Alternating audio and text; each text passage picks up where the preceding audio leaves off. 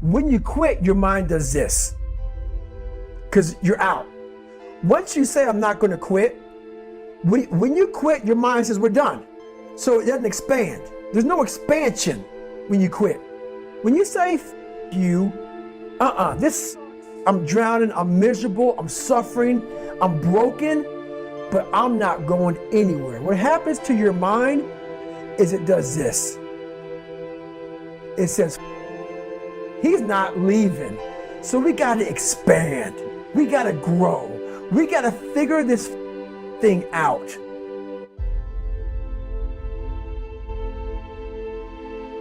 I needed to be ready.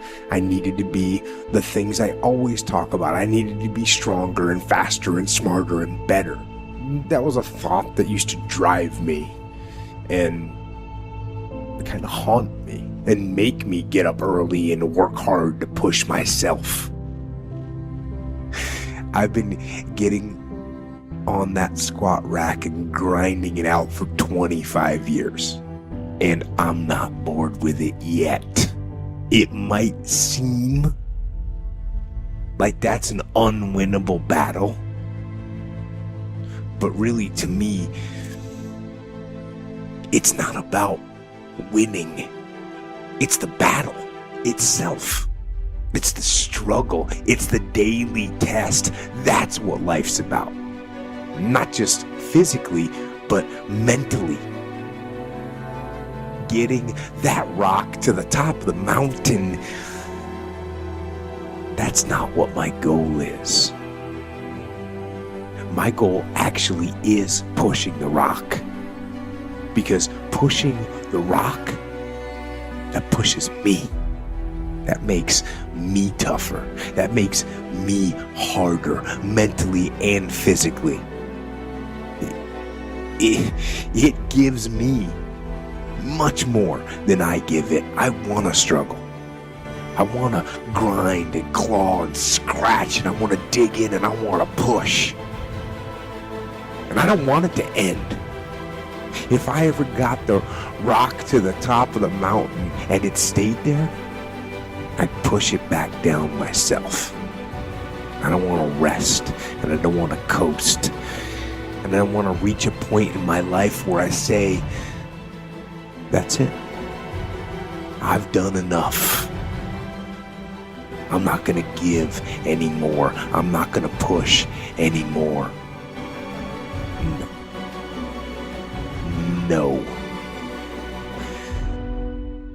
That relentless cycle of day-to-day challenges, they aren't maddening to me. They don't frustrate me. They inspire me.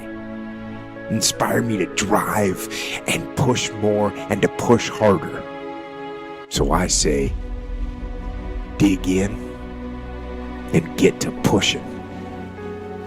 Those of you who are listening to this, whoever hear this, you will not find toughness in a comfortable environment. You will not find it.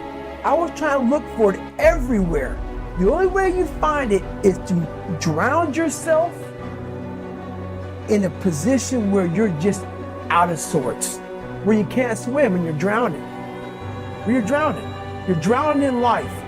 But you say, you know what, man? And then you start to engage parts of your mind that you never engaged before. But you can't engage it by sitting back in these nice chairs, drinking this nice water, talking to you, talking about what I want to do. When you're in suffer mode and you say, I'm not going to quit, you're forcing your brain now to operate on a level it's not used to. But then it becomes used to it. There's 24 hours in a day where you're alone in this brain. And your brain is talking to you in all kinds of ways. And it wants to control you, pull you in these different pockets. If you can't control your own brain and your brain controls you, you got to tell your brain where you want to go and how you want to go and how you want to get there. You got to control it. If not, it's over. So all I knew back then was hard work. The only way anything gets accomplished. That's all I heard back in those days. You gotta work hard. You gotta work hard. I'm not getting I can't get this paragraph. I can't remember what the in this paragraph to pass this test to get in the military. Read it again. Still not getting it. Read it again. But if you're not getting it, write it out. And that's how I started learning. Okay, well, I gotta write out everything I do. And then write it out again. And write it out again. And guess what happened? I got it. I can't swim. I'm negative buoyant. Go back again. I can't swim. Go back again. Go back again. Go back again. I got it. I realized if I keep going back and going back and going back until the just becomes, your mind will say, okay, we're gonna figure it out. Because he is not going to stop. It's not like I'm gonna try one more time. No, it's just like alarm clock goes off, boop, we're going back. I can't read right, we're going back.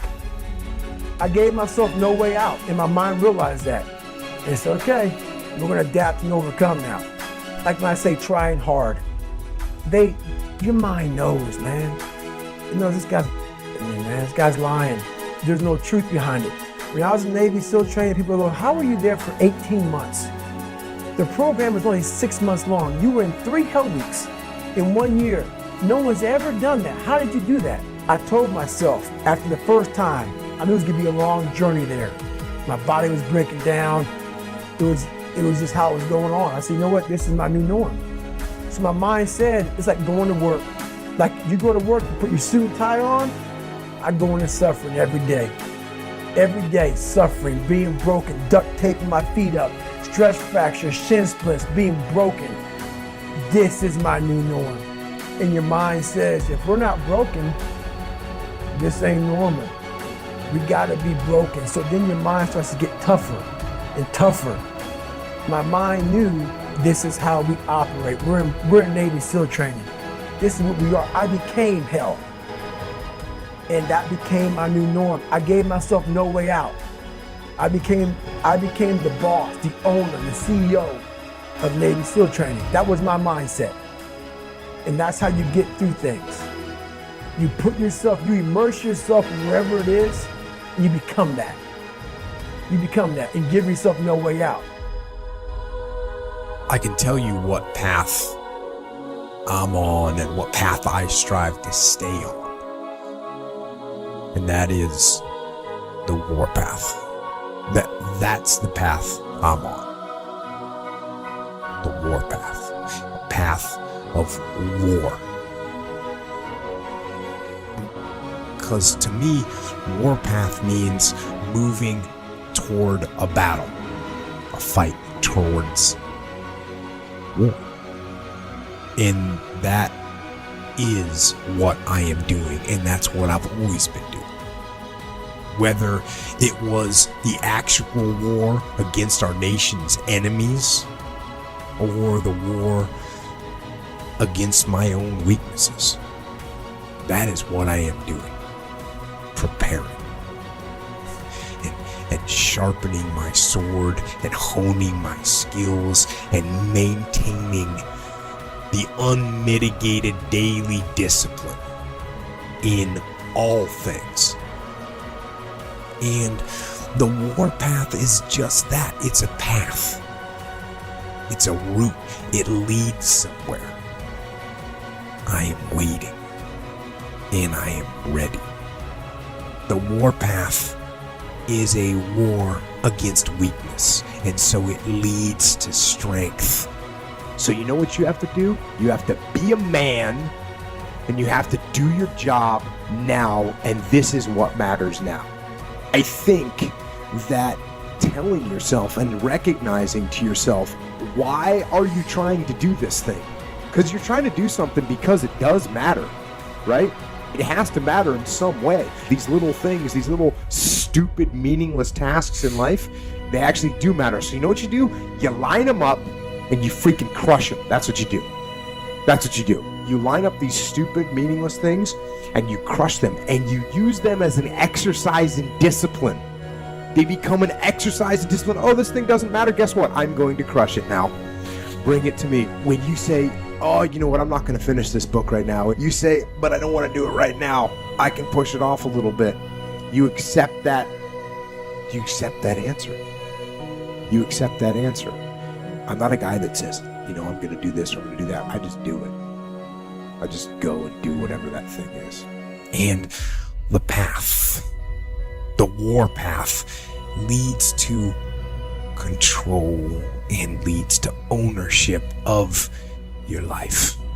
And that, to me, is the war path. The path of fire and adversity. The path of blood and of sweat and of suffering. The war path is the preeminent path of discipline, which is why it leads to freedom. And beyond that, in the end, the war path, it leads to peace.